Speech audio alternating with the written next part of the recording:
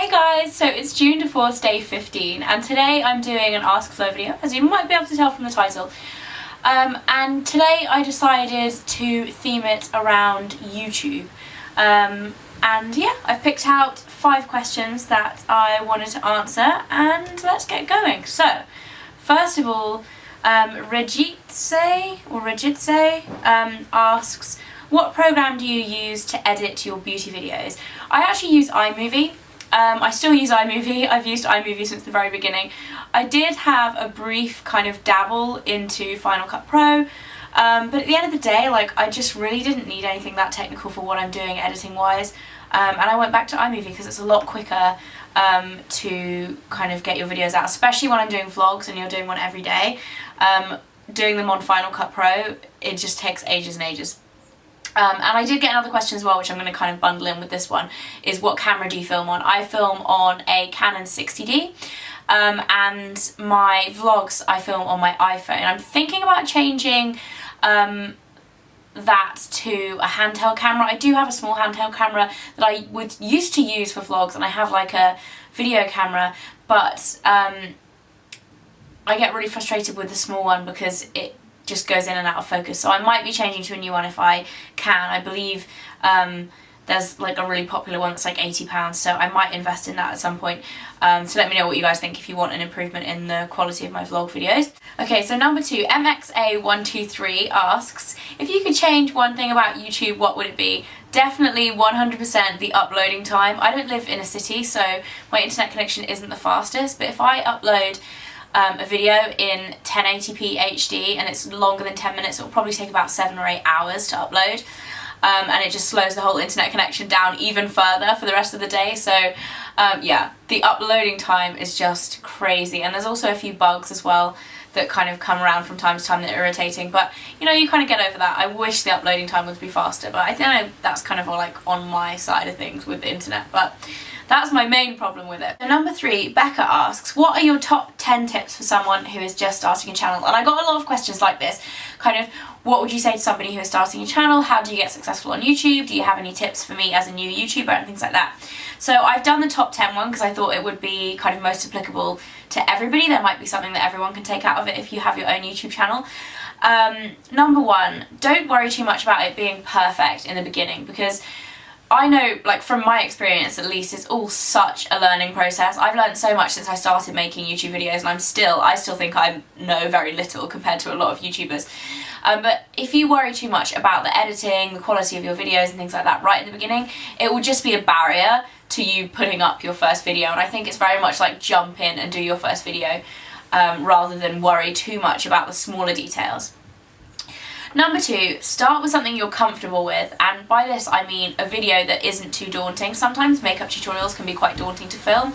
Sometimes other people think that like talking videos like this will be daunting to film. So start with what you're comfortable with, what you feel most kind of at ease talking to the camera about, and it will make your video better. And once you've done that first one, I think it breaks down a lot of the kind of barriers that you feel like, because it is scary when you first film a video.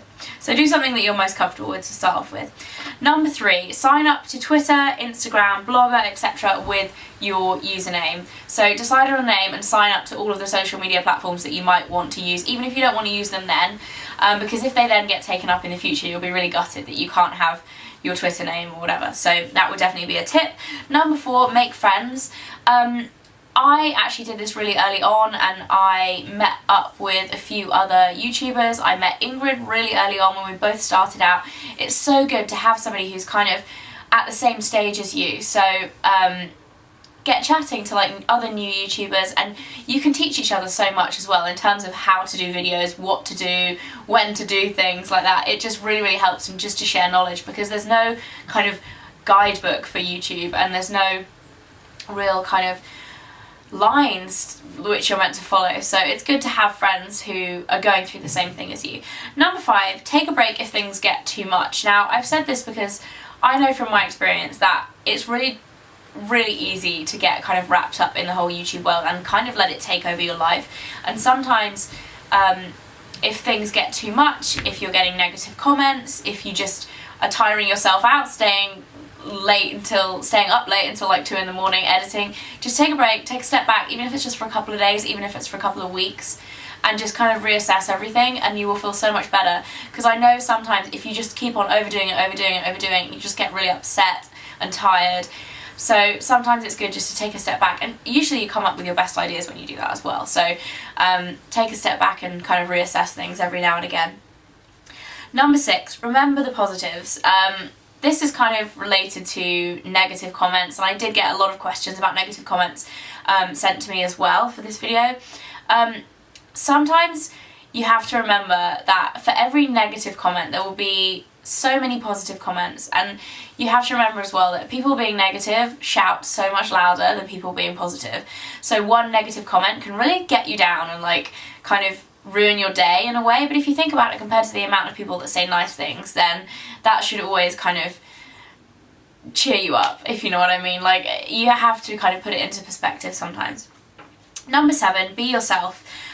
If you're going to be doing YouTube for a long time, if you realistically want to take it seriously, you have to just kind of be yourself from the beginning, because if you're not, they're going to realise eventually, the people watching you are going to realise that it's not you, because to the point where you see so much of somebody through their YouTube channel, you really have to be yourself, and you don't want to start up with a whole kind of fake persona and then have to kind of keep that up for the whole time. Just be yourself, and it will really shine through as well, and it will make you kind of more interesting and more genuine to watch.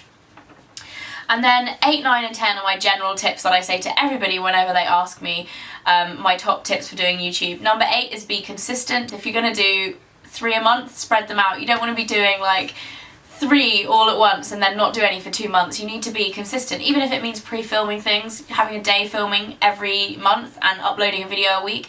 Be consistent so people know when to expect videos back on your channel, so they know to be kind of checking back in. Number 9, be persistent. It doesn't happen overnight. Like, people aren't going to discover you overnight, and it takes a while, and it will take a few videos getting out there for people to start watching and commenting. You know, I always think that I'm always growing on YouTube. There's never like a point where you have reached a goal and you're like, that's it, I'm happy that I'm here. You always want to be kind of striving for more for your channel, but you know, it's all about kind of really just keeping on going at it, if that even makes sense. I kind of got a bit long-winded there and trailed off a bit. And number 10 is have fun. Like, if you're having fun when you're filming, it's going to come across to the people who are watching. So yeah. Number 4, question 4, because I've just done 1, 2, 3, 4, 5, 6, 7, 8, 9, 10. Question 4 is there anything you wish you had done differently with your channel in the beginning when you're starting out? Actually, the answer to this question is no. I can't think of anything off the bat, because, like I said in the answer to the last question, it's all such a learning process for me. I started out, and yeah, there are a few things that I kind of found cringy, but you can always take videos down if you are that embarrassed by them. I wish I had known more when I started about how to edit and things like that, but you just learn as you go along, and I think I've changed as a person in the last almost 3 years, and you do, because you grow up and you change as a person when you kind of go through your life anyway. So yeah, I don't kind of regret anything or think I wish I'd done anything differently.